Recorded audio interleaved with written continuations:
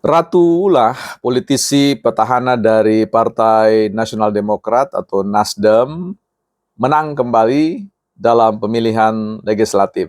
Sayangnya ada berita yang kurang nyaman didengar. Beliau mundur setelah menang. Ada apa? Bukan partai politik. Teman-teman, kita akan mempercakapkan tentang apa yang disebut dengan sindrom politik ya. Pasca pemilu, khususnya bagi mereka yang menang dalam pemilu tetapi kemudian batal atau tidak jadi, melenggang, bukan karena ada hambatan-hambatan lain, tapi karena keputusan pribadi. Ya, keputusan pribadi tentu ada faktor atau variabel penyebabnya. Nah, untuk kasus Ratu dan juga kedengaran ya, banyak beberapa calon-calon yang lain juga siap-siap untuk mengundurkan diri karena adanya hajatan-hajatan lain atau adanya transaksi-transaksi lain. Kita akan bahas soal itu, tapi sebelumnya teman-teman, kita akan lihat sebuah buku, kita kembali ke format semula. Ada sebuah buku tentang terjemahan ya, saya kira ini terjemahan teman-teman bisa dapatkan. Saya dapatkan dulu di buku Social Agency Yogyakarta ya, waktu saya studi. Filsafat Nietzsche ya. Di dalam buku ini ada ungkapan yang baik untuk kita pakai sebagai referensi. Dengan demikian, berarti ada ungkapan sebelumnya ya. Ini bicara tentang filsafat kehendak. Konsep Nietzsche tentang daya, ya, ini daya, energi, power, ya, kekuatan, kehendak, adalah tentang suatu daya yang berkaitan dengan yang lain. Ya, ini daya berkaitan dengan daya yang lain. Dalam bentuk ini, daya tersebut dinamakan sebagai kehendak, will ya. Kehendak for, nah ini untuk apa? Berkuasa. Jadi ada daya yang memperdaya mungkin ya. Daya-daya yang lebih lemah. Jadi ada satu daya kekuatan yang lebih powerful yang kemudian memperdaya ya, membuat yang lain tak berdaya ya gitu. Dari sisi bargaining position yang tidak terlalu baik ya, seperti itu. Ya, jadi seperti itu teman-teman. Manusia sejatinya adalah makhluk kehendak, makhluk yang berdaya pada konteks tertentu, pada level tertentu, yang nanti akan diungguli oleh daya-daya yang lain. Dalam politik, ini juga persoalan ada daya politisi yang hanya bisa berdaya kalau diberikan daya oleh yang lain, support sistem daya dari yang lain. Seorang politisi tidak bisa apa-apa kalau kemudian rakyat tidak memberikan suaranya, memberikan daya, membagikan membagikan dayanya kepada politisi itu yang nyalek ya. Kembali kepada persoalan Ratu Ulla, ini kan kita mau nanya ini ya, sebenarnya apakah ketika seorang politisi berkampanye kemudian menjanjikan bahwa kalau rakyat memberikan suara, mempercayakan kepada mereka, dan kemudian mereka terpilih, maka suara-suara itu tentu akan bersukacita, akan gembira, happy karena apa? Ada representasi perwakilan mereka yang siap akan membantu mereka.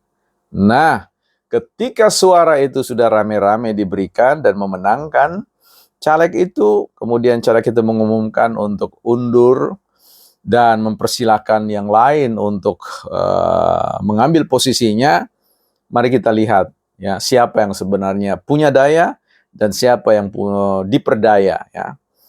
Karena itu kalau kita bicara tentang kasusnya Ratu Ulla, seorang politisi Nasdem yang meraih ya sekitar 70 ribuan ya, 76 atau berapa itu data, saya lupa persis ya, 76 ribu sekian.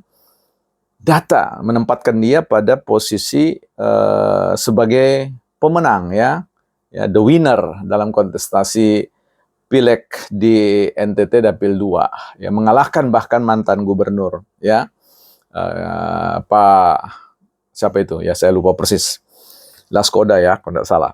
Nah, sebenarnya apa sih ya yang terjadi pada konteks mundurnya Ratu Ulla ini?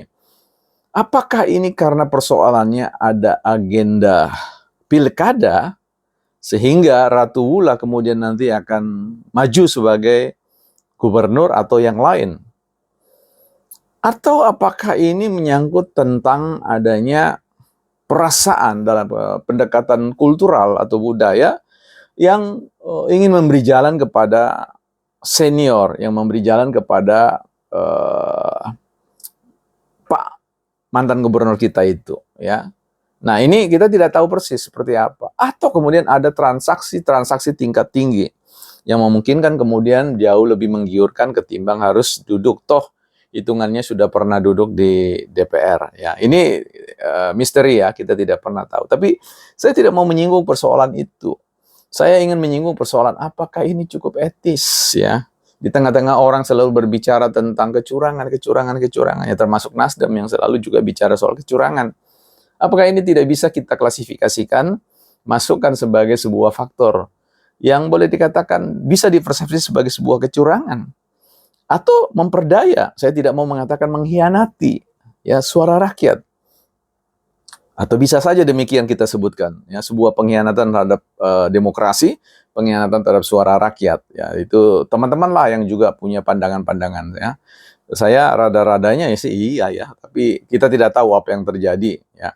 Tetapi mari kita lihat secara prinsip, ya ini secara prinsip, pemberian suara oleh rakyat itu tidak serta-merta linear, tidak serta-merta dia tegak lurus pada konteks partai. Karena perilaku pemilih itu tidak selalu didikte oleh partai. Ada orang yang benci partai tertentu, ya tidak mau berdukung, tapi karena lihat yang maju atau calegnya itu adalah keluarganya, temannya, atau orang yang sudah memberikan dharma bakti terhadap masyarakat sekitarnya, membangunkan jalan, jembatan, dan sebagainya, maka mereka tetap mengenyampingkan persoalan kebencian, ketidaksukaan terhadap partai itu. Dan kemudian dia memilih orang itu. Begitu juga, ya, tidak ada jaminan bahwa ketika misalkan Ratu Wula ya, dipilih karena masyarakat suka, ya, masyarakat menganggap Ratu Wula ini masih bisa dipercaya dan sangat diandalkan untuk kepentingan pembangunan NTT atau dapil sekitarnya. Tapi kemudian ketika dia mengundurkan diri, kalau itu benar ya saya lihat di beberapa berita, kalau itu benar, ya, terus kemudian akan digantikan oleh posisi kedua, ya, dalam konteks ini Pak Laskoda. Apakah benar bahwa rakyat yang memilih suara itu juga suka sama beliau? Ya, ini bukan persoalan suara partai, ini suara personal. Ya, yang saya katakan tadi, tidak mesti orang memilih si A oleh karena partainya B. Nah, ini penting sekali ya. Kita harus tahu bahwa rakyat ini ya memilih figur, sehingga ini akan menjadi sebuah catatan kritis bagi kita ke depan. Ya, jangan sampai masyarakat, rakyat yang berharap kemudian itu kecewa, ya, merasa terperdaya, ditipu daya. Ini soal tipu daya ya, soal curang, soal kehilangan pegangan. Karena tidak serta-merta dua orang dalam satu partai memiliki karakter yang sama, memiliki moral yang sama, etik yang sama. Nah, karena itu kan pilihan itu satu paket, ya, tidak tercerai-berai. Sehingga ini menjadi sebuah catatan bagi anggota DPR juga yang akan merumuskan pileg ini, ya, undang-undang pemilihan umum ini, untuk memperhitungkan hal-hal yang demikian. Ya, kalau saya memilih si A, kemudian si A itu kemudian tidak jadi, walaupun dia menang, kemudian orang lain menggantikan, saya kecewa. Saya merasa dihianati, saya merasa ditipu, saya merasa perjuangan saya ya amblas. Nah, itu kalau misalkan bicara soal rasa ya.